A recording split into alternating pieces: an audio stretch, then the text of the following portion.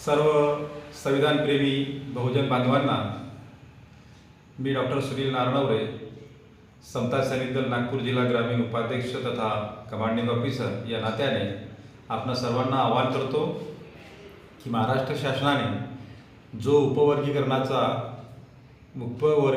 मुद्द्यावर जो काही लढा महाराष्ट्रामध्ये सुरू केलेला आहे त्याचा निषेध करण्याकरता सर्व समाज बांधवांनी, संविधानप्रेमी सर्व जनतेने या आंदोलनाकरता उपस्थित राहावे असे मी तुम्हाला विनंती करतो।